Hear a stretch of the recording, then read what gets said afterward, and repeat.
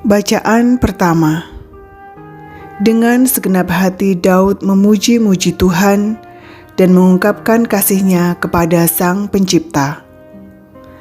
Bacaan dari Kitab Putra Syirah. Seperti lemak disendirikan untuk korban penghapus dosa, demikianlah Daud dipungut dari orang-orang Israel. Singa dipermainkan olehnya seolah-olah kambing jantan saja, dan beruang seakan-akan hanyalah anak domba. Bukankah di masa mudanya ia membunuh seorang raksasa dan mengambil nista dari bangsanya dan melemparkan batu dari pengumban dan menyampakkan kecongkakan Goliat?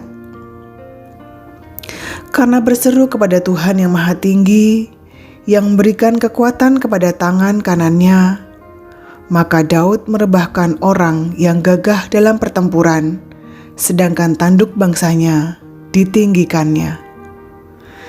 Itulah sebabnya ia disanjung-sanjung karena laksaan dan dipuji-puji oleh karena berkat-berkat dari Tuhan ketika mahkota yang mulia dipersembahkan kepadanya. Sebab ia membasmi segala musuh di sekelilingnya dan meniadakan orang-orang Filistin lawannya, serta mematahkan tanduk mereka hingga hari ini. Dalam segala tindakannya, Daud menghormati Tuhan dan dengan kata sanjungan kepada Yang Kudus yang Maha Tinggi. Ia bernyanyi-nyanyi dengan segenap hati dan mengungkapkan kasih-Nya kepada Sang Pencipta. Di depan mezbah ditaruhnya kecapi, dengan bunyinya ia memperindah lagu dan kidung.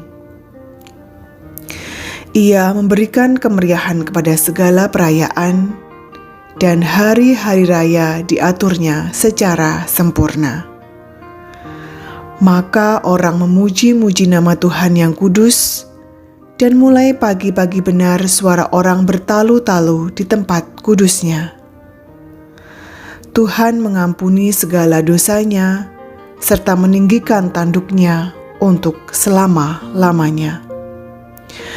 Tuhan menjanjikan kerajaan yang lestari dan menganugerahkan kepadanya tahta yang mulia di Israel. Demikianlah sabda Tuhan. Bacaan Injil. Yohanes yang sudah kupenggal kepalanya, kini bangkit lagi. Inilah Injil suci menurut Markus. Pada waktu itu, Raja Herodes mendengar tentang Yesus, sebab namanya memang sudah terkenal, dan orang mengatakan, Yohanes Pembaptis sudah bangkit dari antara orang mati, dan itulah sebabnya kuasa-kuasa itu bekerja di dalam dia. Yang lain mengatakan, dia itu Elia. Yang lain lagi mengatakan, dia itu seorang nabi sama seperti nabi-nabi yang dahulu. Waktu Herodes mendengar hal itu, ia berkata, bukan, dia itu Yohanes yang sudah kupenggal kepalanya dan kini bangkit lagi. Memang Herodeslah yang menyuruh orang menangkap Yohanes dan membelenggunya di penjara berhubung dengan peristiwa Herodias, istri Filipus saudaranya, karena Herodes telah mengambilnya sebagai istri. Karena Yohanes pernah menegur Herodes, tidak halal engkau mengambil istri saudaramu. Karena kata-kata itu Herodias menaruh dendam pada Yohanes dan bermaksud untuk membunuh dia, tetapi tidak dapat. Sebab Herodes segan akan Yohanes karena ia tahu bahwa Yohanes adalah orang yang benar dan suci, jadi ia melindunginya. Tetapi setiap kali mendengar Yohanes, hati Herodes selalu terombang-ambing, namun ia merasa senang juga mendengarkan dia. Akhirnya tiba juga kesempatan yang baik bagi Herodias ketika Herodes pada hari ulang tahunnya mengadakan perjamuan untuk pembesar, para perwira, dan orang-orang terkemuka di Galilea. Pada waktu itu putri Herodias tampil lalu menari, dan ia menyukakan hati Herodes dan tamu-tamunya. Maka raja berkata kepada gadis itu, "Minta daripadaku apa saja yang kau ingini, maka akan kuberikan kepadamu." Lalu Herodes bersumpah kepadanya, "Apa saja yang kau minta akan kuberikan kepadamu, sekalipun itu setengah dari kerajaanku." Anak itu pergi dan menanyakan ibunya, "Apa yang harus kuminta?" Jawab ibunya, "Kepala Yohanes Pembaptis."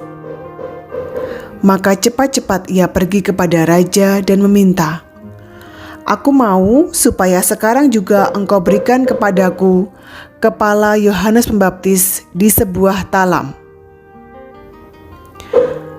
Maka sangat sedihlah hati raja. Tetapi karena sumpahnya dan karena segan terhadap tamu-tamunya, ia tidak mau menolaknya. Raja segera menyuruh seorang pengawal dengan perintah supaya mengambil kepala Yohanes.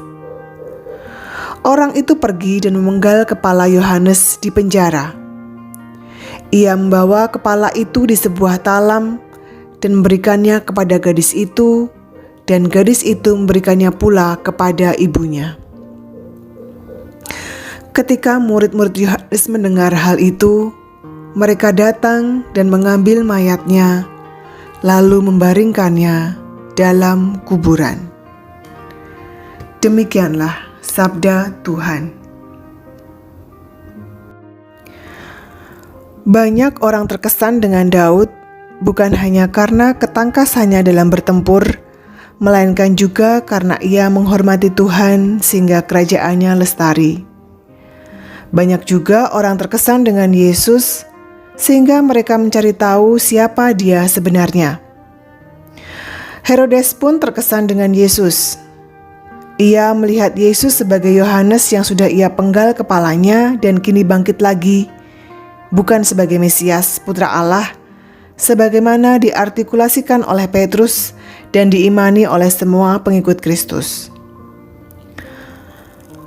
Apapun kesan orang kepada Yesus, kita masing-masing perlu memiliki pendapat sendiri.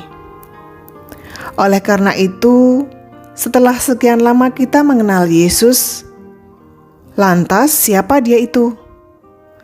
Apakah kita terkesan dengan Yesus? Seorang anak yang memandang, memanggil, dan memiliki kesan khusus untuk ayah atau ibunya akan menyelaraskan hidupnya sebagai anak yang baik bagi orang tuanya. Kalau kita memandang Yesus sebagai gembala yang baik, maka mestinya kita menyelaraskan hidup kita sebagai domba yang setia, domba yang sungguh mendengarkan suara tuannya. Ya Tuhan, teguhkanlah hati kami, agar kami setia mengikuti jalan-Mu. Amin.